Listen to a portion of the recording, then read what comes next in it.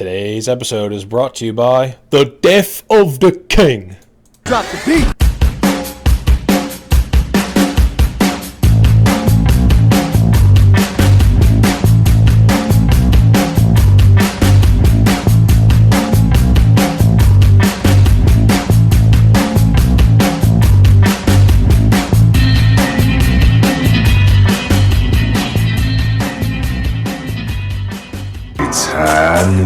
Hello, everyone, and welcome to HighNoon Podcast, the competitive Overwatch podcast. I am your host, The Blevins. With me, as always, is Deathblow. What's up, buddy? Not too much, my man. How are you? I'm doing well. Man, boy, did we see some Overwatch this weekend. Oh, just a little bit. Just only about, I don't know, what was it, like 9 hours on Saturday? Yeah, it was a solid noon to 9 p.m. hangout at your apartment. Yeah. It was a really good time. Crazy matches, man. Crazy matches. Absolutely. We even kind of forecasted day two a little bit. I mean, not that we truly believed what happened would happen. I did. I was a Sure. fan all along. I Sure. was a fan all along. Well, okay, I was rooting for them all along. Whether or not I thought they could actually do it is a different story. Undoubtedly, I will believe that. I think your favorite team on the weekend for sure. Yeah, been my favorite team for a while. Definitely. Ever since I lost my dong, they've been my favorite team. Yes, we got it back. Yes, we squeezed another reference in there. Yes, finally got to squeeze my dong again. And yes, before we get into the tournament coverage, let's do a little bit of housekeeping. So, as of hearing this recording right now on Wednesday, the 23rd of August, we're having a t-shirt sale on the HighNoon Podcast store. So if you guys go to highnoonpodcast.com, go to the store, you can see all the t-shirts. If you use promo code SUPERSHIRT, all caps, SUPERSHIRT, you'll get 15% off of the t-shirts. So it's kind of a cool thing through Spreadshirt, which is the vendor that we're using. 15% off all shirts. It's only for, I believe, a week, so the 23rd through the 30th. So if you want to support the show and wear some sweet shirts that are HighNoon Podcast shirts, go ahead and do it. Speaking of sweet shirts, I got this sweet shirt. My girlfriend went to a convention, and I'm going to try to really quickly. I apologize, iTunes listeners. You can check out the picture on Twitter, but yeah, He's not sorry to you if you listen on SoundCloud. I'm really not sorry if you listen on SoundCloud. But you can check out the post on Twitter, but there it is. I got a really bad shot of this awesome shirt. It is a McCree shirt. It says it's High Noon, and it even has the Banff belt buckle on it. So super pleased with the shirt. I was not expecting it. I was expecting something more anime-y. But no, it's just a sweet McCree shirt, and super pleased with that. But let's move on. We already alluded to it a little bit before, but let's talk about what we did last week. Deathblow, did you do anything else besides hang out with me for 9 hours on Saturday? Yeah, I had a couple fantasy football drafts this week. So obviously, if you know me at all, shut up, Blevins. I entertain your stupid '90s and minor league baseball rants. We can talk about the most popular sport in America. Back on the show so we can talk about Tino Martinez and Fred McGriff. Just do that whatever week I can't make it. Shout out to anyone who knows who Tino Martinez and Fred McGriff are. The Griff Dog. Okay, sorry, I had to. McGruff. Not like Scruff McGruff, Chicago, Illinois, 61652. He'll take a bite out of crime. Not that guy. Okay. Not that guy. Anyways, yeah, I had a couple fantasy football drafts. I do a money league with some guys from college, and then I have a casual money league with friends and family locally, and some people that moved around. Yeah, it's like $20, but we're not. Oh, okay. It's not like I played in a league for, I think the exact buy-in was $357.18. Yes, that's. I really want to get to the point where I'm in a league like that someday, but at the moment I do stupid things like buy Overwatch loot boxes and things like that. Even though I can't do that for the summer games, I'm not going to be able to pull it off. Today's the last day, and if you're listening to and if you're listening to the podcast on iTunes or SoundCloud, sorry you missed out. But Yeah, if you're listening to it live, it is today's the last day, and I've really had to like bite my tongue and be like, I don't need that Genji skin. I don't need that Genji skin. I don't need that Genji skin to save myself some money, because I really shouldn't be spending money on loot Blizzard boxes. helped disincentivize that, which we'll talk about in a little bit for sure. But yeah, no, honestly, I just, what I have everything I'm going to ever use.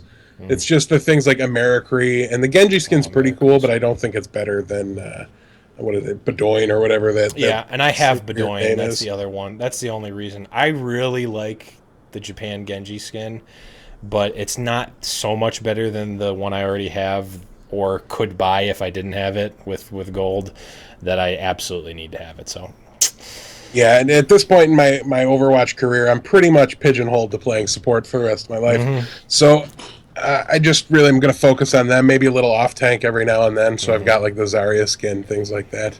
I didn't get the Lucio ones, but I really don't like them at all. Like, I don't know. I'm not a big soccer fan, and they're just very plain compared to like Space Frog or. See, I got sick of Space Frog, and Hockey Player is garbage. So it's infinitely better than soccer. 1,000 times worse. If you like better. Hockey and are indifferent. He doesn't even look like a hockey player, though. What? Yeah, it's just wearing hockey pads and carrying a hockey stick. No, his hair looks weird. That's what it is, I think. He needs to be wearing a helmet. Maybe he is wearing a helmet. I have no idea. Yeah, in 50% of them, he is wearing a helmet.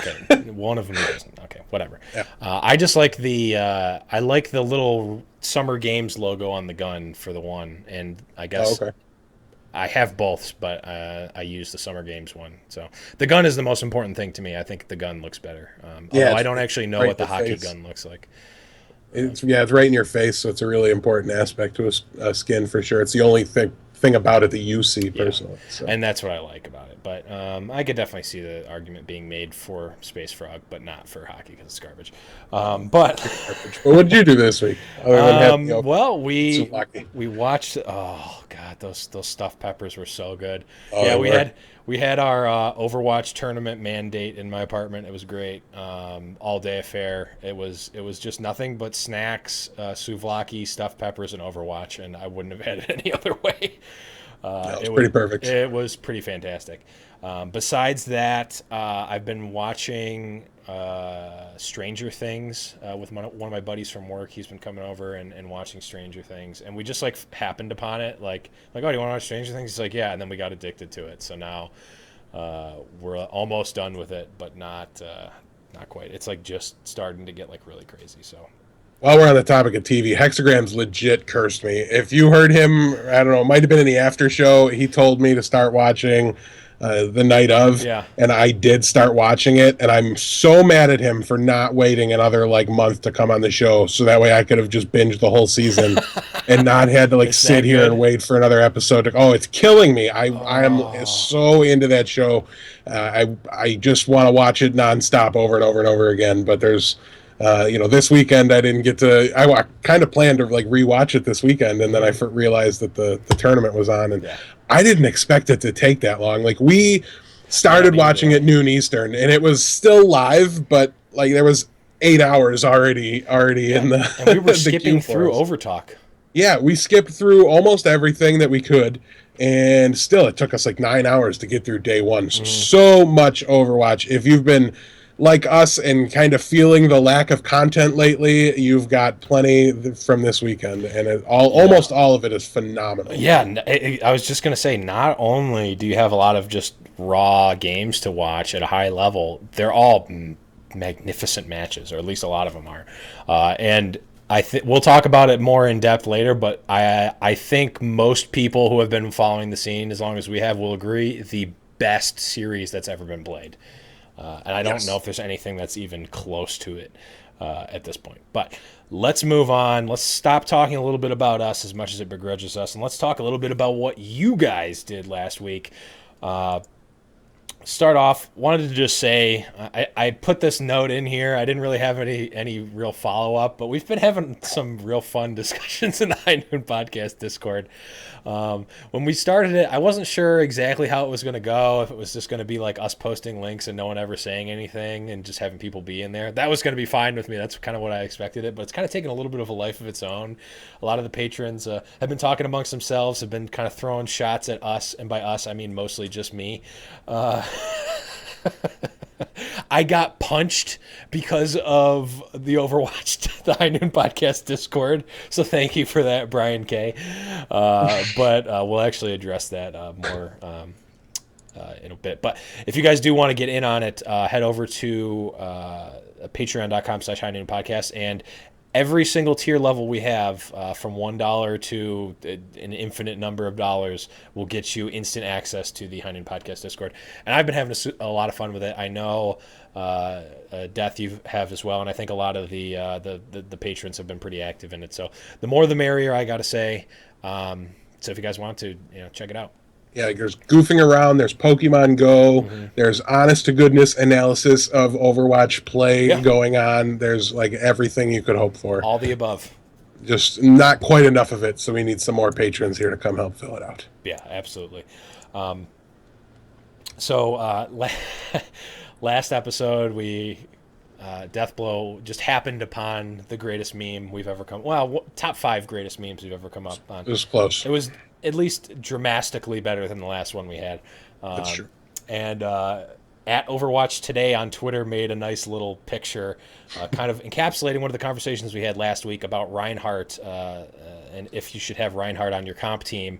And he posted a picture of Reinhardt, and it says Reinhardt ? Making, or I don't have it up, but it's like making winning dramatically easier, or something like that. Yeah, your win rate dramatically better. There we go. That makes a lot more sense than what I said. But no, it was really great. So if you guys ever have silly little things like that, even if they take 2 seconds, tweet them at us. I love them. They make my day. They make my day as long as they don't have cupcakes in them. I'm glad that's kind of died down those make bit. my day. No, those cupcake ones are awful. I'm glad they're gone. I never want to see another Overwatch cupcake so long as I live. Do not guaranteed at least one. Do not tweet at _Blevins on Twitter with your pictures of Overwatch cupcakes. I repeat, do not tweet at the _Blevins on Twitter. But in the vein, the question that got me punched, Brian K asked on the High Noon Podcast Patreon Discord, asked about the competitive esports email / recap roundup email or newsletter that we talked about a while ago. And honestly, this is what I'll say about it. When we talked about it before, I thought it was a really good idea. There was not really a great resource out there, at least that I knew of at the time, that just like ran down, this tournament happened, here's the results. This tournament happened, here's the results. Boom, boom, boom, boom, boom. Here's a match to watch. Here's a link. Boom. There wasn't anything that did that at the time. So I was like, heck, why don't we do it? It can be something we can offer the patrons and all that stuff. In the ensuing weeks and months since that time, Gosu Gamers has made that resource available. They do, I don't know if it's bi-weekly, tri-weekly, quarterly, weekly, I'm not 100% sure. They do this is what you missed in Overwatch competitive. They do a really great series. I don't see a need to make another one. They do a mighty fine job. What I will do, and what we will do as the podcast, is do a better job of getting those links out to you. We might be able to even repost them on the website. I don't know. Or at the very least, we'll be retweeting the links and sending out the links, posting them on the Discord channel when we get them. I have a live feed of everything Gosu Overwatch tweets out, so I'll get them as soon as they're out. So we will do that. Brian K, if you had any sort of other idea about what you wanted or thought the email was going to be, let us know, because that's kind of what I had in mind when I brought it up, and Gosu kind of just did it on their own. So I don't really think we need to do another one. Yeah, But let we've us know had what you think. questions about like upcoming matches. What are the best ways to know, what's going to be on when. If you're, a normal American or a normal gamer, young person at all, you're probably using Google Chrome. So there's a phenomenal Chrome app for the Gosu Gamers event ticker, I think it's called, a match ticker, Match ticker. and It's a Chrome extension. It's not yeah. actually a Chrome app. Oh, that's right. Yeah. It like links you directly to the stream if it's live, and it tells you how many hours and who's going to be playing who. Now the tournaments don't always all operate like that, so you'll see like a whole group of them at like 5 p.m. or whatever coming up, or in 5 hours. That's a tournament starting. So you do have to. It's not necessarily the most clear, but it's a really good. First glance shot of what's coming up or what's on right now that you're missing. So feel free to check that out and use that. That's what we use. It's the most reliable thing I've seen to keep me up to date. Yeah, it's fantastic. It came out, I'd say, maybe a month or two ago, and they've been updating it and making it better ever since. So if you guys have any feedback about that, let them know. I'm sure they're more than willing to look into that. And just so you guys know, I mean, I don't think I really need to say this, but we're not sponsored by Gosu or anything. We're bringing it up because it's actually a good product that we use, not just because we're sponsored to say it. So take that for what it's worth. We really like it. We use it. I would say a large majority of the backlogging and content that we find in terms of matches and results comes from Gosu. So they've done a phenomenal job, and we've been talking about them for months and months ever since the podcast started. We owe, as an Overwatch community, we owe Gosu Gamers a large debt to really making the community come out with the weeklies and really grow from the beginning. So huge shout outs to them, and huge shout outs to their match ticker, which is really great. One other question we had, and we talked about this real quickly, and we'll real quickly address this. We answered it on Twitter, but I figured we'd bring it up. Dark Archer tweeted at us. I think he tweeted at us like right after the show, after we recorded the show. And he basically asked why we don't see Widowmaker in the meta, and when are we going to see Widowmaker in the meta. And I think, Death, you really kind of hit the nail on the head with this one. I think you knew what was up in terms of Widowmaker. Cool. What'd I say? I don't know. I figured you had something. No, I think you said. I mean, I could probably get pretty close. No. I think you said she's kind of fallen out. What we've really seen in terms of nerfs and whatnot and things coming in and out of the meta is that when something gets nerfed, it gets the community overreacts to it. So if something gets nerfed, it goes out because there's probably something better. And there's kind of a domino effect in terms of nerfing. So if something gets nerfed, something gets better, and then something else gets better, something else gets worse. And it takes a little bit of time to kind of figure that all out. And basically what you said is that Widowmaker will find her place back in the meta organically. She does not need a buff. She's in a decent spot. She's not super powerful, but she's not underpowered either. And I think it's going to take time for the esports community to really figure out where she needs to be, like what points, and really, when she's not top tier like she once was, the pro players are not spending their time practicing, which is not helping her get into the meta more, right? There's a finite amount of time that pro players have to be able to spend practicing, so they're not going to practice on things that they don't think they're going to use. So it's almost like a self-defeating prophecy, right? So if you don't think that Widowmaker is going to help you, you're not going to practice her, which in turn is not going to help her get back in. But all it's going to take is a good performance of someone to really show where she can be used and how she can be used to get people to start using her again. Hot damn, I sound smart. Yeah, the one thing I'll add to that is we're seeing her a little bit. She right now has kind of a niche role. Yeah. So there's specialists out there that really like to play her, and they do stay in practice with her. So we'll probably see somebody or one team kind of force it, and because they really they like it. It might be a newer team or a roster change. We saw Liquid with Kefri. They played a lot of Widow for a little while. So one of these times, one of the teams will try it. It'll work, and they'll snowball with it, and then they'll force everybody else to follow suit. Because as we've talked about in the past with hexagrams, there's no character on the Overwatch roster right now that alters your opponent's gameplay, style of play, required characters to pick. You know, you have to counter a widow even when she's not good, or you have to avoid the sight lines to make, you know, to keep her from being of high impact. So, you know, she'll never completely die, but she's probably at her lowest point. She'll see over the next 2-3 years, I'd say right now, she'll probably only get more popular. Yeah, I agree wholeheartedly. So let's move on. Death, I think you said we had some iTunes reviews this weekend. Yeah, 3 last week, 4 this week. So thank you guys so much. Please keep them coming. We're moving up the list again. It's nice to see, and this is, you know, the best way to help us out and expand our audience. So Kay said this time it's actually Clark, and I don't get that reference, but they said love the podcast. That's it. 5 stars. Thank you so much. Oh, Kay is the title. This time it's actually Clark is the name of the person. So this time it's actually Clark. Thank you so much. Oh, okay. Chop Suey said favorite cast, 5 stars. Informative and fresh podcast that stays on top of relevant topics in the OW competitive scene. Fun to listen to and a great source for new information. Thank you so much, buddy. Really appreciate it. Yeah. Hopefully we can live up to that as we get into these big tournaments. Informative. It's a tall order. Right? Fun Overwatch podcast. Great show. This is from A. Smith 005. So love the interactions with viewers as well as their talk as fans of the esport. Would like to see a weekly interview with an Overwatch personality, even if it's a 10-minute segment. Love the show. A. Smith 005, we would love to see a weekly interview with an Overwatch personality in a 10-minute segment.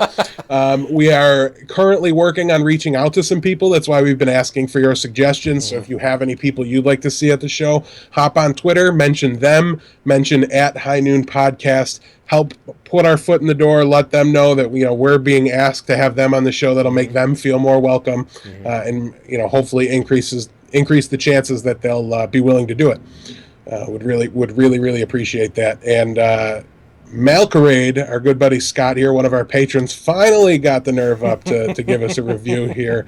Said great beards, great guys, great fun, great cast. So those are the 4 most important things, 4 greatest compliments you could have made to us, and I think in that order too. Yeah, 100%. So I really appreciate it. Beards being first. Yes. And Scott, we also got your comment from the loot box opening video. Yep. We will probably do at least one of those for every single one of their events. I'll probably take the next one since I'll be able to afford it. Yeah, I mean, I might just do it anyway. Yeah, if I ever buy loot boxes, I'm going to stream it. Yes, I might as well. Yes.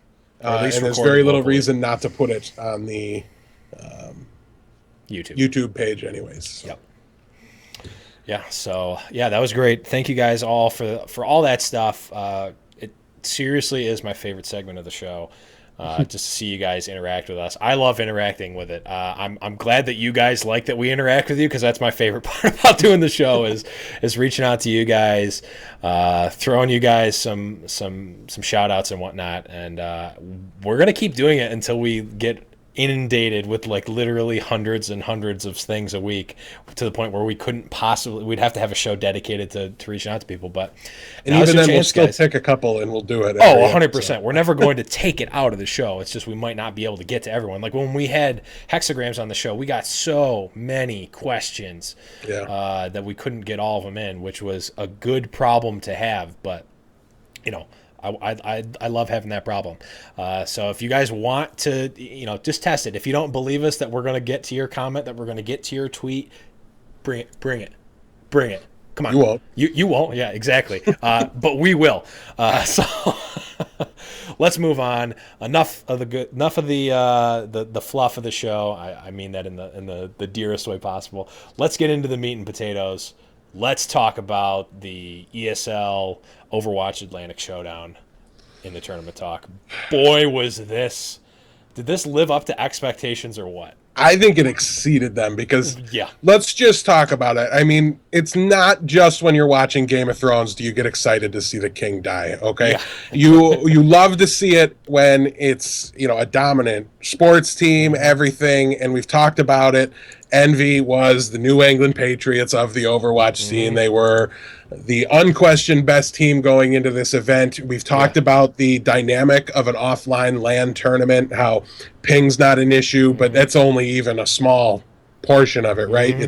It's not your equipment. It's not there's a crowd. There's people screaming and banging sticks together to make a ton of noise. Finally, meeting the people in real life that you've been playing with. Yeah, you've got all these. If you think about the people you play Overwatch with, imagine if you were all just crammed into a room and you had to function like a team, and it doesn't seem like it would be tough, right? Because I guess they're all sitting in front of computers with headsets on so they could talk to each other like normal. But it makes a difference. I haven't experienced it myself. I really hope to get to be able to, even if it's a low rent thing.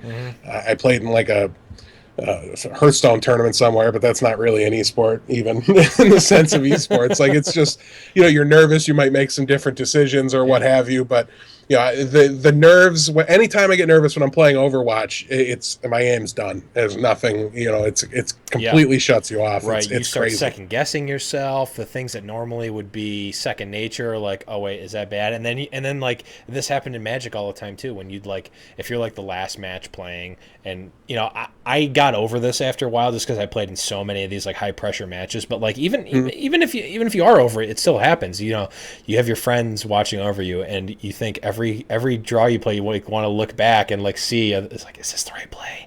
Like, you don't actually say it, but you think it's like, man, if I make the wrong play, my friends are never going to let me live this down. That's the same sort of thing. And I just thought of this. They're probably meeting representatives from their organization that sponsors them for the first time. Right, like they're meeting their CEO. Their CEO's standing over their shoulder. Not Envious, who lives in the house, but a lot of the other teams are probably for the first time meeting the people who are paying their bills. Right. So that's definitely something too. But ton of pressure to it. But yeah, we did see. We'll give you the top four here like we normally do. I'll let you go ahead with that, Blevins, but it won't be Envy at the top. Yeah. So we saw Envious and Rogue reunited, and Fnatic in the top four. And we've been talking about this tournament for weeks now. The qualifiers and the playoffs and whatnot. But going into this, like you said, the dynamic was, okay, let's just write the check to Envious. And we said that even when we were watching. It's like, let's just write the check for Envious and let's just play for second place. And honestly, there was going to be there was the second place match, like before we even started watching the tournament, we're like, this is going to be an exciting tournament, even like given the fact that Envious is going to win. The second place match is still super contested. A lot of great teams, Reunited, Fnatic. Cloud9, which if you notice did not get mentioned in this top four, they got taken out super early. Immediately, as fast as possible. As fast as possible dropped. They 0-2 drop. They made it to the play. They pulled the straight Blevins, like XO'd the qualifier, and then just 0-2 dropped when it actually mattered. That's like my MO in tournaments like that.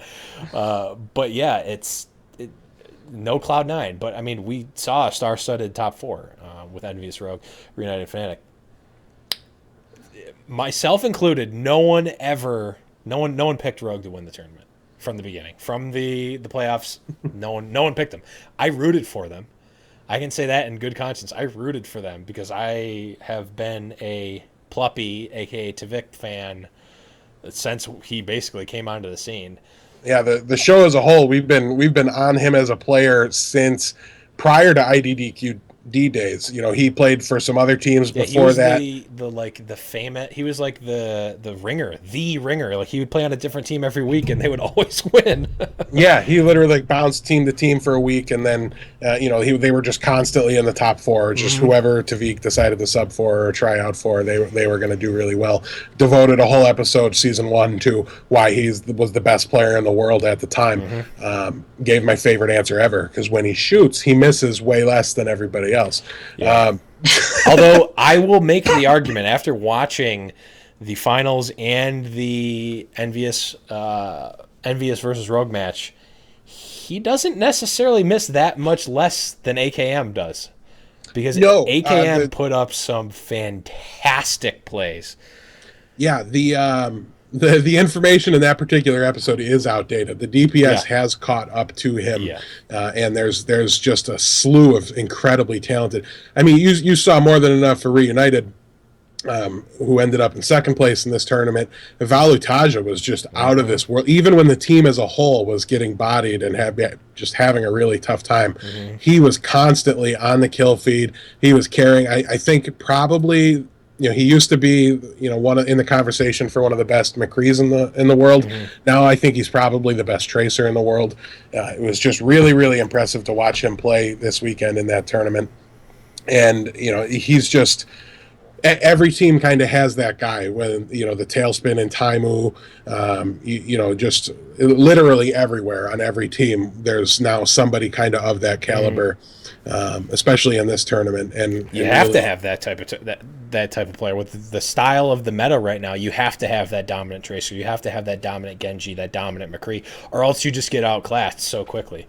Yeah, and like you mentioned, AKM did plenty of his own work, and that's really probably was the difference on the overall for Rogue in this tournament, was that they had two people that were capable of putting on their carry pants at any given time and taking over the map, the round, the team fight, whatever was needed. There was somebody there to do it, and it just really impressed. I don't think, and I'm looking.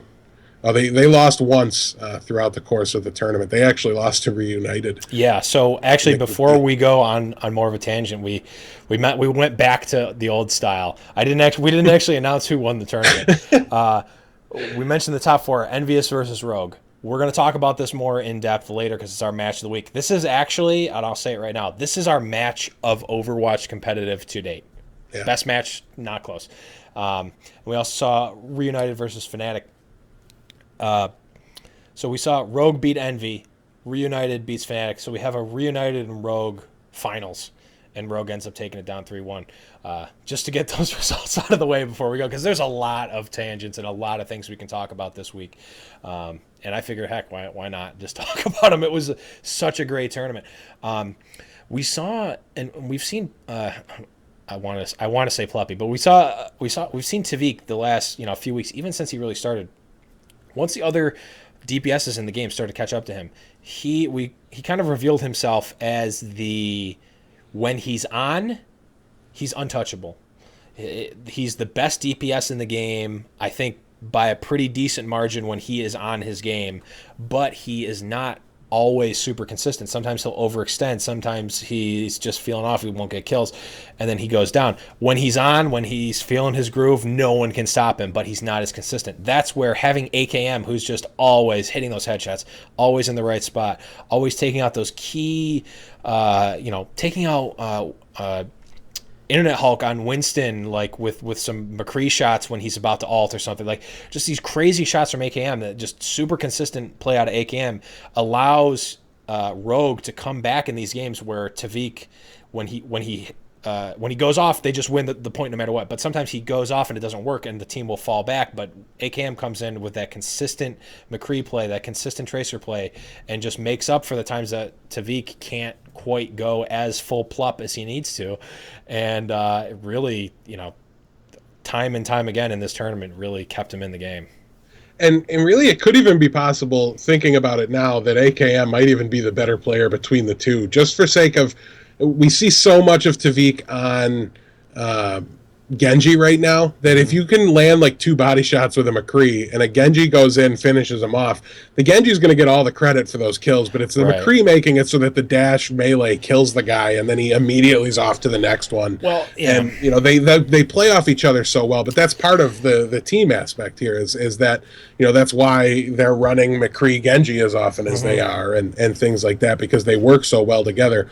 But it really, this weekend, I think it was more a case of one of them carrying solo at all times. It really, it was less of what I was just talking about, so I don't even know why I brought it up, than it was just one of them standing on their heads and pushing through. It was really impressive to watch, and Tavik definitely, I think, this weekend did it a little bit more often, but like you mentioned, had the lowlights too. There was a spot on Dorado, I think it was in the grand finals, where he gets picked out super, super early and dies, and then the whole team has to wait for him, and he comes back and he dashes past him and instantly dies again, and it's just like, oh my goodness. Now they've spent so much time sitting there waiting, like you almost have to engage 5v6 at that point and just get wiped, so he's with the whole squad again. But yeah, but then you pair that with the times on defense of Hanamura where he goes May and just completely eviscerates Envious. Like, it was, you saw from his perspective what everyone feels like in quick match against May. It was just froze that person, left click, or right click, dead. Except he didn't need to freeze them all the time. He's just hitting these insane right clicks out of nowhere.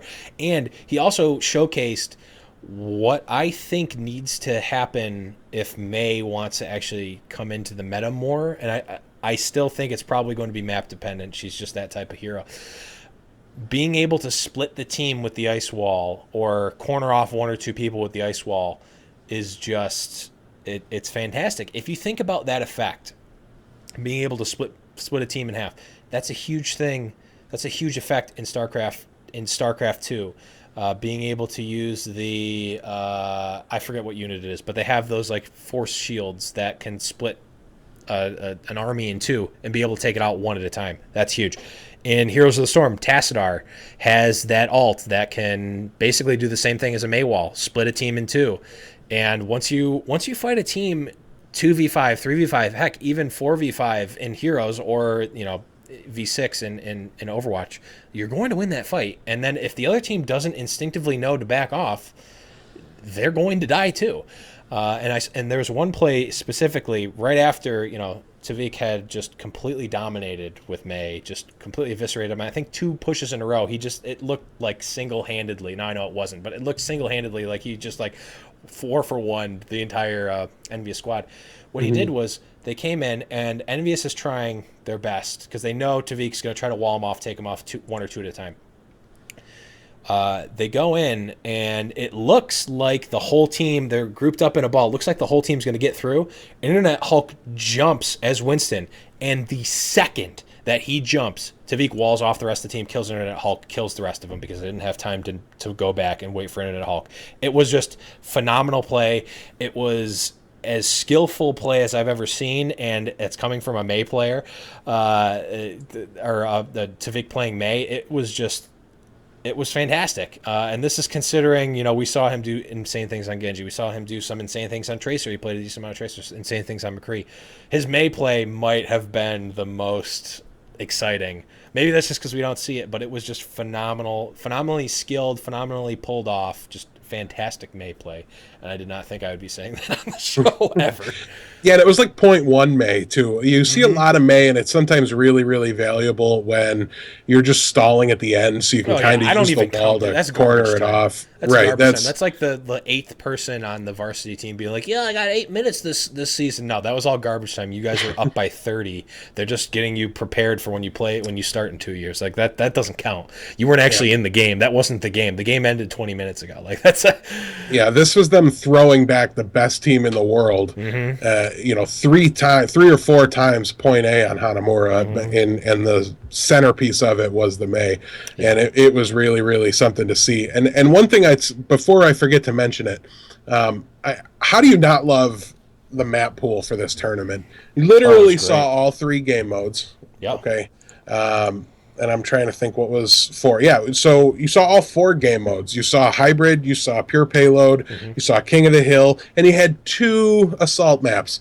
I mean, literally, to me, you can't beat that with the variety. Everybody, no matter what map or what style game mode you like, it's there. And really, I thought what kind of won this tournament for Rogue was their ability to set up the map pool the way they wanted it. And they won, I believe, both of the assault maps. So I think Rogue spent some time to really make sure they had these maps down. We'd seen going into the tournament there was less Koth and more of these assaults. And in some of the winners' interviews, I know Reunited was saying it, and I believe Reinforced maybe even too. Said these are way better with the time bank mode. People actually enjoy them now instead of being the literal worst case scenario. I would just rather play anything else than have to do this. It's now one of the better game modes. So kudos to Blizzard for figuring that out, because it really kind of opened the door for Rogue possibly the only team with a coach that showed up at this event too. We should talk about that a little bit. Yeah. Rafflegator's role on the team, what he was able to do for them. He was a constant presence behind their line of computers, leaning in, talking to players, things like that. He's the kind of guy that's out there studying and watching every single game Reunited and all their opponents played throughout the course of the event. He clearly knows Envious pretty well, as when Tavik was with the core of Envious as IDDQD, so was Rafflegator coaching them. So there's some great inside information to be had there that surely gave Rogue some form of advantage.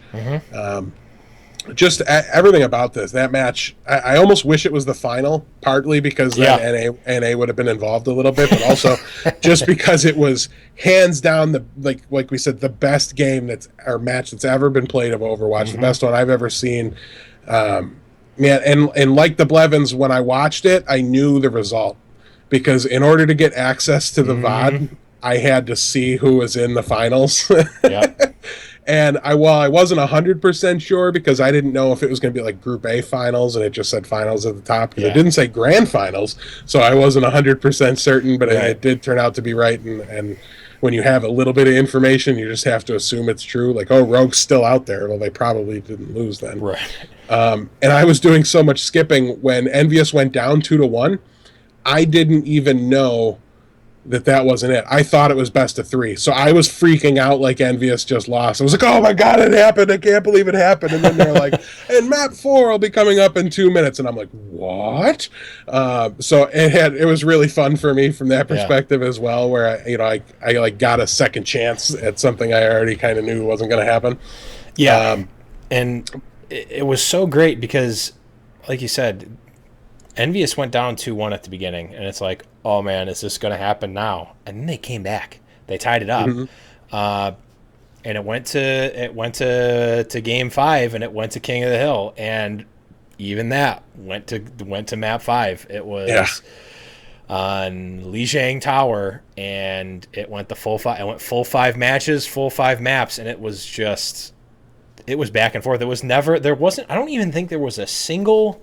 There might have been one map in the entire series that was one-sided, and I don't even know if that's the case. I think every single map in that entire match was close, and it was back and forth the whole time. I don't remember one as lopsided, but it certainly it just means it didn't impact anything too crazily, right? It was just an anomaly. It wasn't multiple that were a blowout or anything like that. It was really, I got to tell you, it'll be up on the, I don't even know that the VOD's out on YouTube yet. Is it? Okay. Yeah, it's not in the normal spot, but it is out there. I just typed Rogue versus Envy on Google, and it came up. Okay. Well, we'll definitely have it up on the website by the time you guys are listening to this live, so it won't be very difficult for you guys to find at all. Just head over to HighNoonPodcast.com. There's a VODs button at the top, and you'll be able to get a quick link to it. But yeah, another thing they did too that was really important, and I'm pretty sure they did it against Reunited as well, though they didn't end up needing it, was they won map 1. And when you win map 1, now the loser gets map choice in this tournament, right? So that put Envy to pick the second map. And when they ended up alternating as they did, that meant Rogue got to pick map 5. Yeah. So they got to make sure they knew exactly where they wanted to go. They clearly, they got the CP maps, the ones that were maybe a little less practiced. Like, even though they clearly made an effort to learn CP and make sure they were very strong on it, it had to be pretty low on their list, especially compared to like a Koth map like Lijiang that's been around forever. So they knew, and with the coach, they knew where Envy was most vulnerable, where's the most points they've lost, and they got really their pick of all the King of the Hill maps that they wanted to go to. I don't know how the banning stage worked. That was all kind of behind the scenes, and like we said a bunch, we skipped around. We didn't watch all the overtalk. Yeah. Which, for what it's worth, it was not bad. We'll talk a little bit more about this in a little bit, but the in between matches banter was not bad. It was just after 8 hours, when we don't have to watch it, we're not going to sit through another, probably would have been another 2 hours. I can't even, 2 or 3 hours of just talking that we didn't need to listen to. It's like we did not want to be. When we started at noon, there was 12 hours total. If we would have just sat and watched it, it would have been midnight before we even got to that point. And then they were still on for 3 or 4 hours after we started. So we would have been noon to 4 a.m. if we would have just sat down and watched it straight. So I don't know that too many people were really able to do that at all. Unless they were at Gamescom. Right. Yeah, I would have seen it all if I was there, but. Yeah, but so guys, just please do yourselves a favor. Watch that Rogue versus Envious match. Best match of Overwatch esports we've ever seen. And in terms of the story implications, I guess technically historical implications, I don't think we're ever going to see a match like this again. It will take a very long time of pure dominance by one team or another to get to this Kingslayer level again. I don't think we're ever going to see it, honestly. It would be pretty tough. It's going to be curious because we watched Envy play in day one, and they won. But I remember specifically looking at the Blevins and going, they didn't look like them. They lost a map. Yeah, they dropped a map, and it didn't look like the super confident, like could do whatever you want, or whatever, we'll play Torb. They weren't like BMing like they usually do. Not really BMing, just emoting. I don't think that's a huge BM thing, but it's like playful BM. Like the emote is, BM, but the waves aren't to me, or the sprays aren't. See, now you're just picking. I don't know. You're being nitpicky about the BM. Yeah, it's not actually really bad manners. It's just BM in the like taunting. It's like It's like trash talk, but not like actually like mean-spirited trash talk. It's just like banter between like competitors, which I think is fine. But we saw just they were a little out of their element, so I wasn't super surprised that they did lose. And I kind of forgot where the initial point was going with this. But whether or not we'll ever see one of these Kingslayer style matches, it'll be really interesting to see over the next week or two as we get back to the online events. We still have. I think actually the day this comes out, there will be the Overwatch Open will be continuing. So tonight you guys will have that to watch, and it'll carry through I think Thursday and Friday as well. But I'm at least Thursday. I'm not 100% sure on all the dates. The beginning of that I don't think will all be played on site. I think there's going to be another portion where it's everybody back to your houses, and I'm going to be really curious. The finals that are being broadcast, I think. There might be something else that's like a LAN portion, but it's only like 4 teams go and they play like 2 matches, and then that's it. They probably do it to record for TV, and then they go back and then they record and they go. I don't know.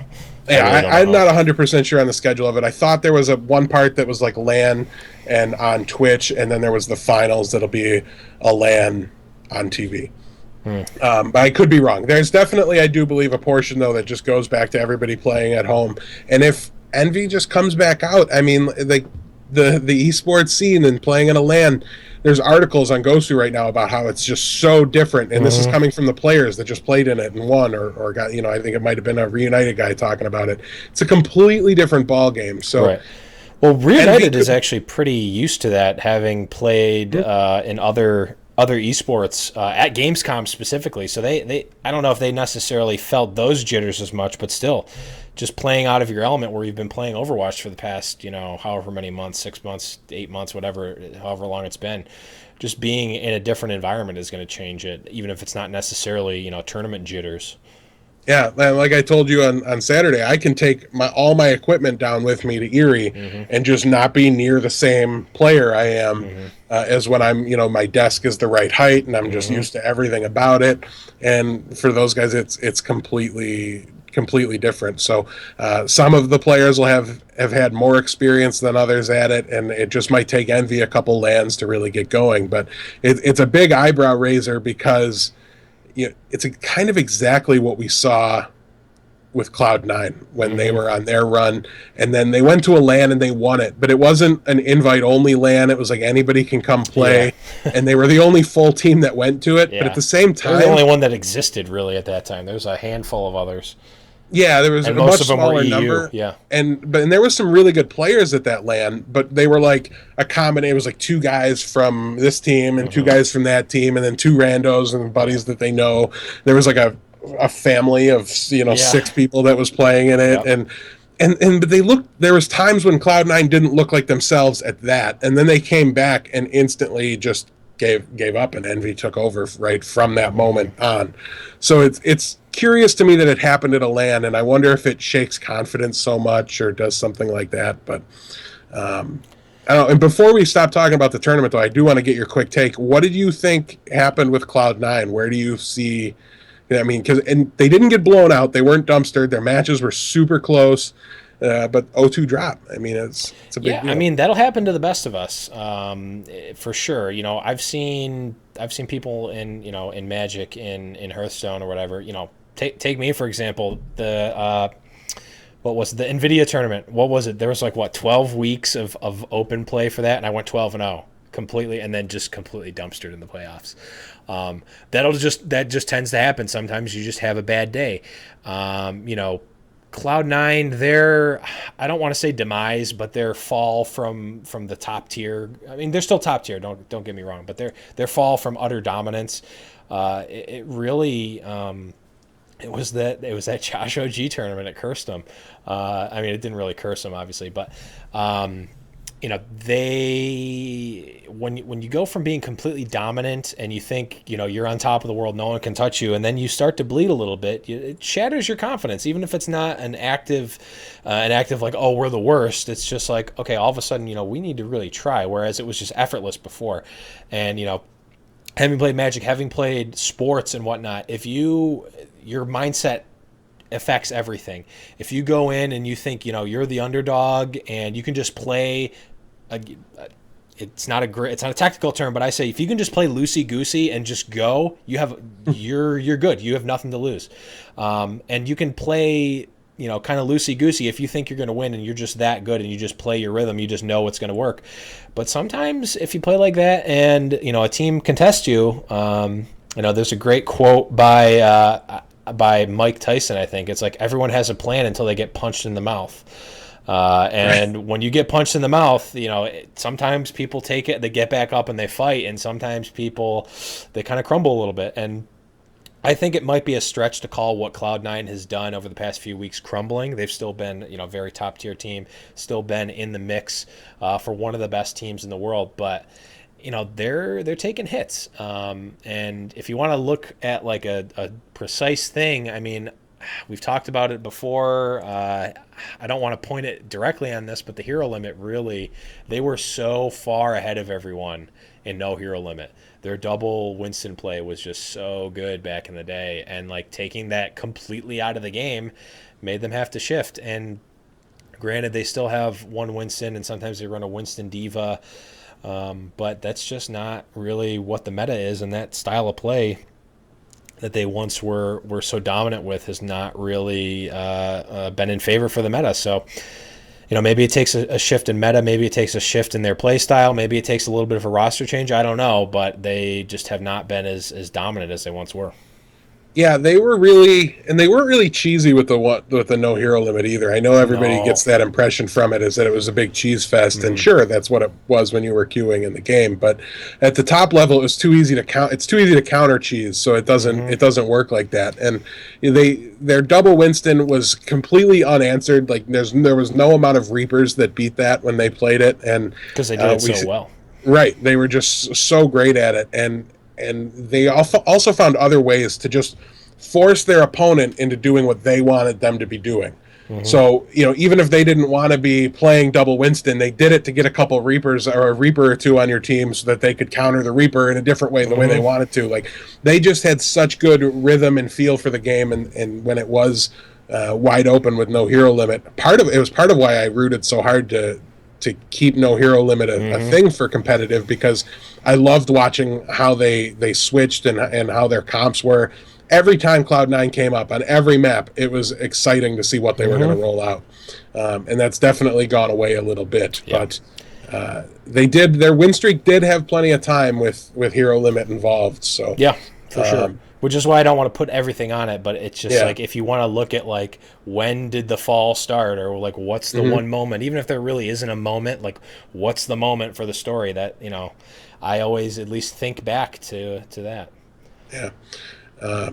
So it'll be really curious to see how these teams that didn't do great in the LAN environment do over the next couple of weeks, because like you said, you've got a plan till you get punched in the mouth. So they're all reeling right now, and if they can just rebound and come back, I think Envy will have a real easy time with that, because they just go back to work on Monday, right? Like they just head into the office and recap the tape. And they even said Internet Hulk, in I think one of their winners interviews from before the playoffs, Internet Hulk, the Seltzer, the host, asked him, what's going through your mind right now? Like, how do you guys keep your composure through this? Like, you're the favorites, like you just dominated. Like, what do you guys? He's like, we always keep our composure. Win or lose. We haven't done a lot of losing, but we know we've talked about it. We're not going to be undefeated forever. And he even said it at the tournament. He goes, it might be today, it might be in a few weeks, but we're not going to be undefeated forever. And like you said, they're going to work, and they're doing their jobs. Obviously they want to stay undefeated as long as possible, but I love the mentality of like, guys, we're not going to be undefeated forever unless we retire right now and we stop playing. We're not going to be undefeated forever. It's just not going to happen. So I think I'm sure that they were disappointed. I'm sure that they were maybe not as surprised, because they really had only played Rogue once before then. They won, obviously, but they really only had played them once before, so it's not like a known matchup. You can watch tape as much as you want, but until you get a feel for what they're actually doing, it's tough to really know exactly what they're going to be doing, and the pacing of what they're doing, and the rhythm, tempo, etc., and how they're going to react to you. You don't know that, even if you do watch a bunch of tape. And I won't make an excuse for them, but it came out, the announcer said it during the tournament, and I didn't know about this until then. Every team has been boot camping or just playing and preparing for this event for the last 3 weeks or whatever, for at least a week. I don't know, it sounded like a week right leading up to the tournament. Like there was a dental emergency. One of the players had to go home to his Sweden or wherever he was from. I think that's where most of them are from anyways, and have some dental work taken care of. So the team wasn't necessarily all together as a six as much as a lot of these other teams were. So that can definitely, especially when it's an opponent you're not used to and everything else that you're not used to, you're also a little rusty as a group. There's just that half-second delay in communications or what have you. And when you're playing at your best, it's as easy as breathing. But when you're facing any adversity, and even looking at the last push and the last end of it right there on that last point, like how many times had they really played in an elimination scenario where if you lose this team fight, you're going home? Like that doesn't happen to them. They've never been there before. So it was great to see them in it, and hopefully they can learn to overcome it and take the tournaments down even when they're live. Yeah, I mean, it's definitely we could keep talking for another 2 hours about the tournament, but we won't. We'll cut it there. I think we got the most of the highlights, most of the analysis. I think we got for it. So, guys, do yourselves a favor again. I seriously, we want you to watch every match of the week, but this one you absolutely need to watch. It's the best match of competitive Overwatch we've ever seen, hands down. And like we mentioned, it might be it might have the most historical implications leading up to it ever. So just watch it. That's all I have to say. But let's move on. We still actually have a lot to talk about. But let's probably going to move a bunch to next week. Yeah, we're going to move a bunch of the stuff to next week. But let's move on to our normally scheduled segment. Oh, let's break it down. Yes, let's break it down. Still talking about the tournament, but we're not going to talk about the actual games. I want to talk about the setup and the running of the tournament, rather. Overall, I've got to say, really well-run tournament. In terms of production value, in terms of things they did, in terms of a lot of things were great. casters were great. I would say that there were, there was probably 6 or 7 even casters, I think, that were cycling in and out of the booth. Great casters. And Stir got in there a little Yeah, bit. Stir got in there too. Some of the casters I like more than others, but I think overall, and that's just personal preference, I really like the 1-2 combo of Jay Kaplan and Mitch. I think that they just know each other's timings and pace really well, and they really meld together. A lot of caster combinations. ZP and Hex kind of, they kind of mold together after a while. It's almost like an like traceable thing. They just they really play off of each other really well. The Magic casters that used to run all the Star City events, now they only do a couple. Cedric Phillips and Patrick Sullivan. They just have such great chemistry because they've done hundreds and hundreds and hundreds of hours of casting together. They don't even need to blink, and the other one knows exactly to pick up. There's not an awkward in between, oh, are you done talking? It's just one finishes their sentence and the other one picks it right up. It's just and Jay Kaplan and Mitch had that. Mitch also has that great esports hype voice that really gets you in and feeling the match.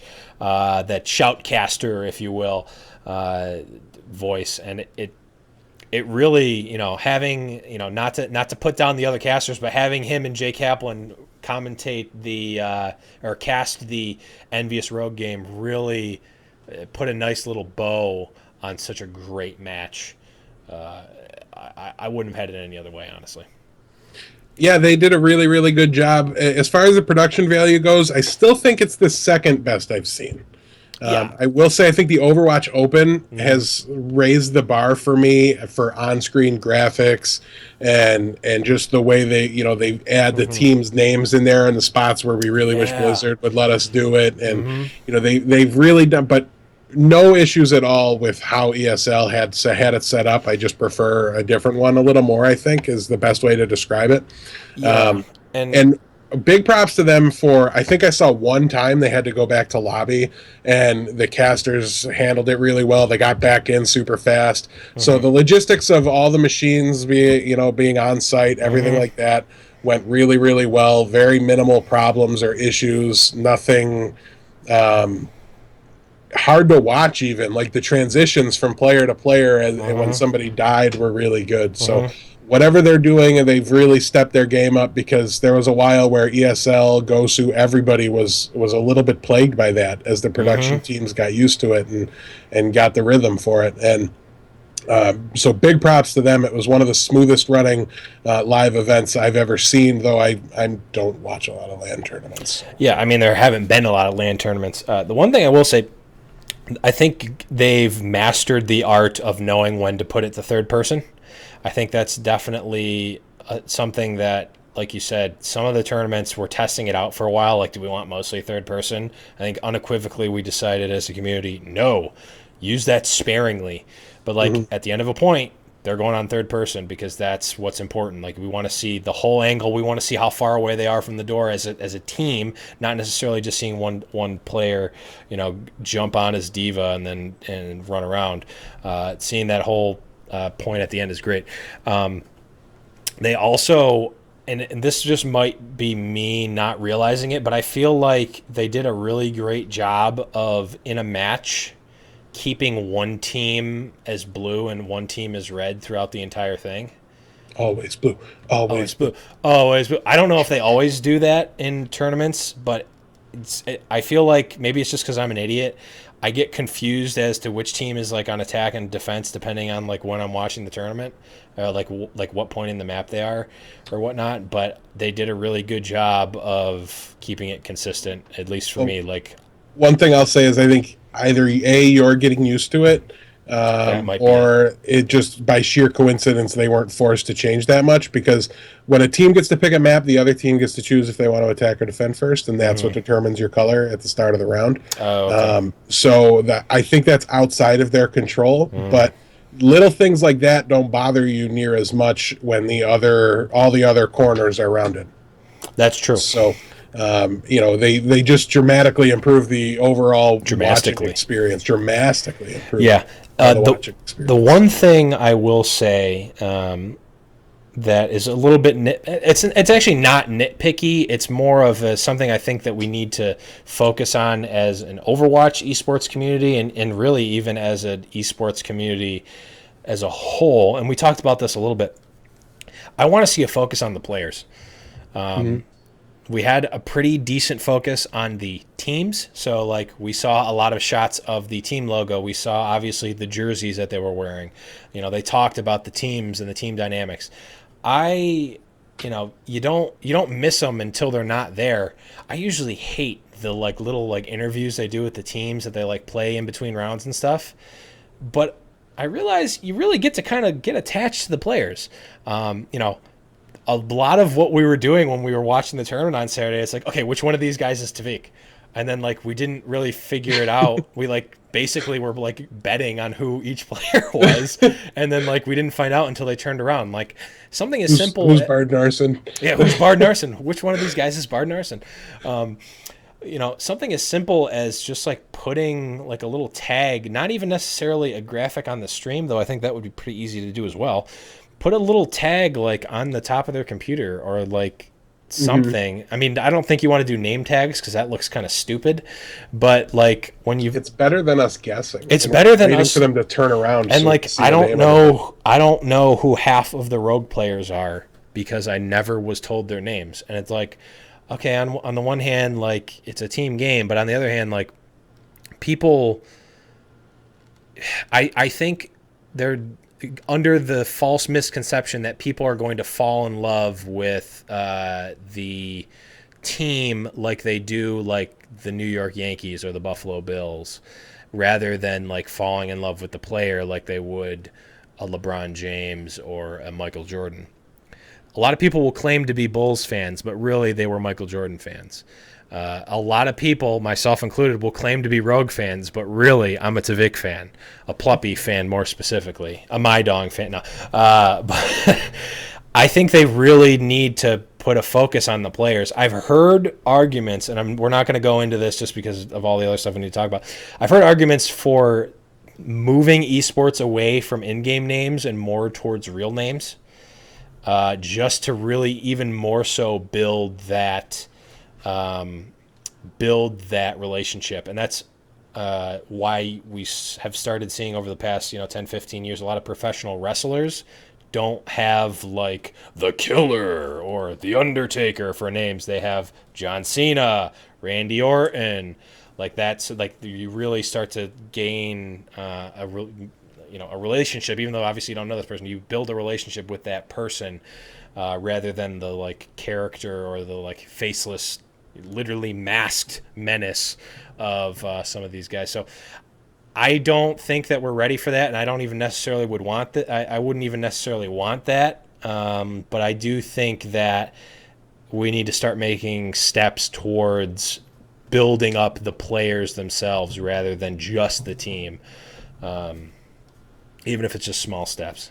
I 100% agree. Like I talked about last week when I did a little research into who Rafa was when he started playing for Liquid, and then I got to watch him versus Cypher play each other. Like, they did things to show the team's path to make it into the tournament. We'll do another series where it's, where these players came from before Overwatch. You can show, so it doesn't have to be matches, but little clips here and there, stuff like that, like interviews. Yeah, so how many of these guys would have played in ESL events in the past? They don't even need to go ask for permission to use footage or, you know what I mean, anything like that. Like, ESL has this big database. Yeah, this big database or library of content that they can use. So use it. I would love to know more about that, and it will help flesh out some of the history of Overwatch at accident. Like, I didn't know where Zarya's gun design came from. I found out watching that thing. It would help a lot, and I think it's a really good idea. And you should write an email or a letter to somebody. I might. I actually think I legitimately will write an article about it. because I think it's something that should be said. It's definitely nice as a viewer to put a face to the player you've been seeing play in these tournaments online for months and months and months. Especially as a podcast host when you're trying to remember the name of the team and all the players that are on it. And right, and when so many of these crazy names all sound the same in my memory, like, I don't know, IDDQD, the player, not the team. Yeah, exactly. It's nice to really get a name to those. So, but that's all we'll talk about for that tournament. Overall, super great tournament in terms of production value, super great tournament in terms of entertainment value from the matches. I think it's set a pace for the future of Overwatch esports. One last thing I'll note is I think we had viewership in the 50, 60K, I think, for a lot of it. So we're getting some decent numbers, boys. I'm liking it. So that's all we'll say on that, unless you have any last second notes about the tournament. Okay. No, I think we covered everything but the actual finals match. And other than that, the finals match was good too. Don't get me wrong. Watch that one as well. But if you have to choose one, watch NVV Rogue. That's like the unofficial finals. So in Overwatch esports, we saw a couple new orgs enter the fray, and this one I guess technically had to do with the tournament we just talked about. So I lied. We are going to talk a little bit more about it. But Team Dignitas, which is a known esports organization, acquired the team formerly known as Creation Esports. That was an interesting one. And they played the entire Gamescom event as Team Dignitas, with Dignitas jerseys, with all that. So that was an interesting one. That was an interesting one to see. And we really don't actually even know. We tried to do a little bit of research with our connection with Creation Esports, and we really didn't see anything on it. So it is yet to be seen what the actual details of that are. But the team formerly known as Creation is now Team Dignitas. So. Yeah, it had the feel of like the contract ran out at the timing, so it kind of seemed to line up. A lot of those initial contracts are right about at the 6-month period, and I think a lot of teams are, the scope of Overwatch esports has changed dramatically in 6 months. So. Yeah, LG just ran out recently, and they were one of the first teams to really sign, and Creation was very early in the game as well, getting their team well before the launch of the game, anything like that. So they were definitely existing, and hopefully, we're clearly big fans of some of the guys from that team. We've talked a lot about links, things like that. Yeah. So they might be cutting ties with our friends at Creation, but we'll still be fans of them and continue to watch them on the Dignitas. It'll be interesting to see. They drew the short stick with their pairing this time, so you can't beat them up too much. But they've definitely been on a little bit of a slide. So I'm hoping they can find a way to rebound, and I'm hoping our friends at Creation can find a really good team here to bring in and keep competing in the sport. Yeah, so that was an interesting one. Another one, and this one kind of came out of left field. We saw Tempo Storm, the notable Hearthstone organization started by Hearthstone player Rayned. Love him or hate him, he's done crazy things in esports. Also, they own, I think, a Counter-Strike team and a League team and a Heroes of the Storm team. Or I think they used to have a Heroes of the Storm team. I think that disbanded. But they acquired the Australia-New Zealand-based team Untitled Spreadsheet, who I believe, I didn't do a ton of research into them, but I think they've just been dominating the Australia-New Zealand scene. As big or small as that may be, we really haven't covered it that much, but it's an interesting choice, picking up a team in a completely different region that's not really based or done anything in these NAEU-centric tournaments, and just, seeing them for what they are. Maybe they're just a really talented team, and I'd be interested to see. I know Tempo Storm had a team house for one of their sports. I think it might have been Heroes at one point. Yeah, I'm pretty sure they did. I'd be interested to see if they started the Overwatch house. I don't know. But that'll be an interesting one to see. I'm interested to see what they're going to be doing, if it's worth it to just keep them in the Australia, New Zealand region. I'd be interested to see. So. Yeah, I'm looking to see because I hadn't actually heard the announcement until I saw it in the notes here, and I'm seeing some of the names here, the guys that are eligible to be voted for in the World Cup: Yuki, GNB, Mosh, Refs, and Lush. So Yuki's a name that I believe I've seen before. So I'm sure I've caught at least one or two matches of these guys, but definitely not a signing I saw on my radar, and they. I don't know that it was pre-planned either because the Tempo Storm website barely even has an Overwatch section. They've had a very sparse section for quite some time. Yeah, it's probably about to get a little bit of a boost. Yeah, maybe they want a competitive Overwatch podcast on there. Who knows? I'll call my brother Raynad real quick. Yeah, we'll have to see. No, I actually got banned in his chat back when he played Magic. He got really salty about me making a comment about one of his picks in an M12 draft or something like M13. But my comment was justified. He just took it the wrong way and banned me. But good for him. And the next time I turned into a stream, he's just getting 20K viewers on Hearthstone and is like the face of Hearthstone. So, got me. But yeah, so let's move on. Normally, if this were like any other topic, I think we'd push it off to next week just because of our time commitments, but we have to talk about the PTR changes, right? Like there's...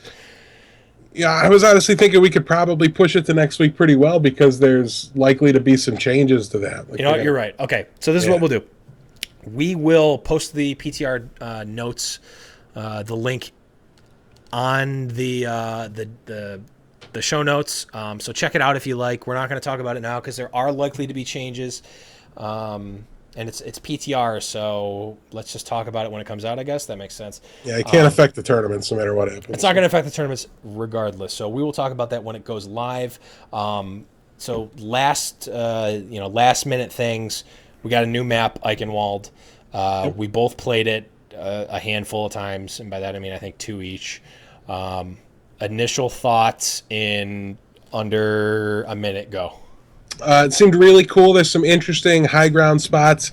The first initial point seemed like it'll probably be the best portion of it. I didn't get to play a lot on the drawbridge, which Blevins will talk about why he likes that so much in a minute.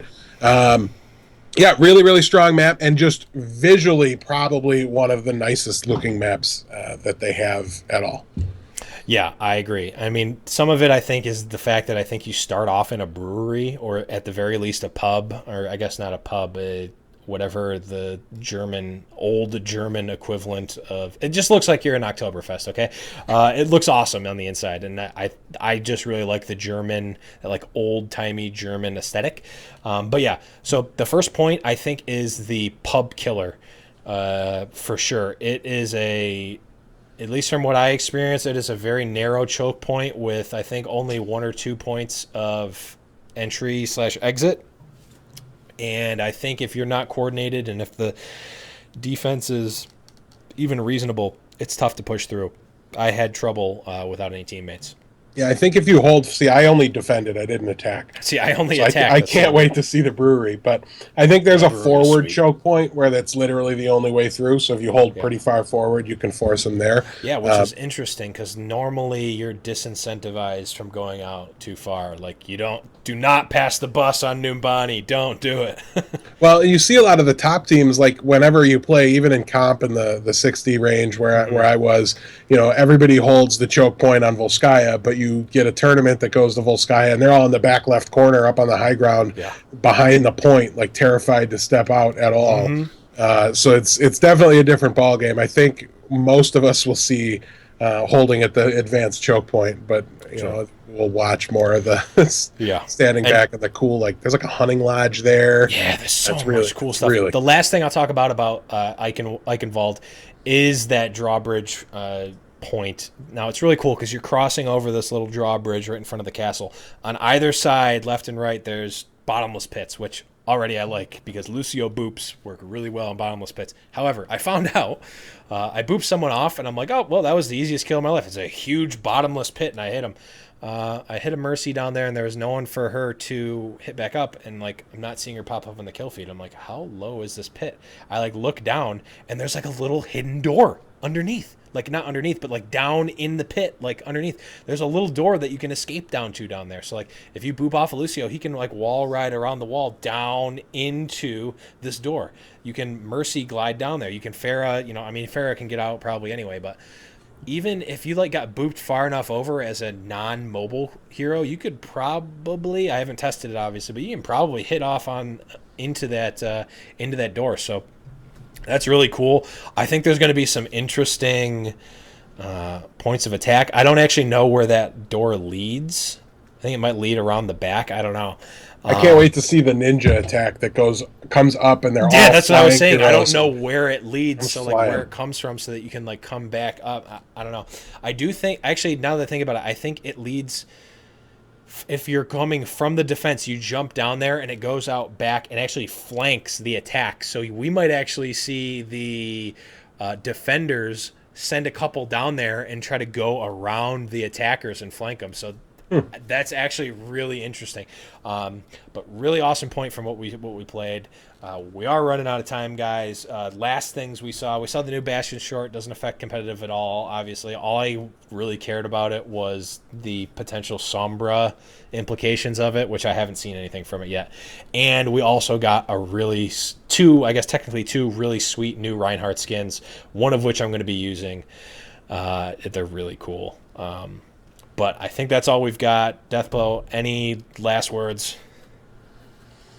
No, that's pretty much it, man. All right, let's send it off then. Deathblow, where can we find you, buddy? I'll keep it real short and sweet. You can find all the links to where to find me on HighNoonPodcast.com. There we go. You can also find me everywhere, HighNoonPodcast.com. You can also, if you, for whatever reason, don't want to go to HighNoonPodcast.com, you can check us out on iTunes, Stitcher, YouTube, SoundCloud. You can also find us on CreationEsports.com. Huge thanks to them. Huge thanks to Matcherino for sponsoring us. Huge thanks to a lot of other things. Including Adam Hoek, who made the outro music that you are going to be hearing in a second. Huge thanks to the patrons. Huge thanks to everyone who's watching live. Huge thanks to everyone who's watching us a year from now. Huge thanks to everyone who downloads. A huge thanks to everyone who leaves an iTunes review. And that's all the huge thanks I have. I think, yeah, that's it. But the last thing I wanted to know, Death, do you know what time it is? Just say it, man. It's high. Got his boots and he put on his hat. He threw the coin away that same day. It's in his past and he's not looking back. He says, finding mine now, God's my way. He's not good, but he sure ain't bad. He'll make amends for the sins that he has. He says, I'll change the world one bullet at a time till I find mine. Okay, I can see it on Deathlow's face. He's ready for the last minute thing. So this week's thing for 1,000 Overwatch 11's points, tweet at Tavik and say HighNoon Podcast loves Pluppie. Okay, bye.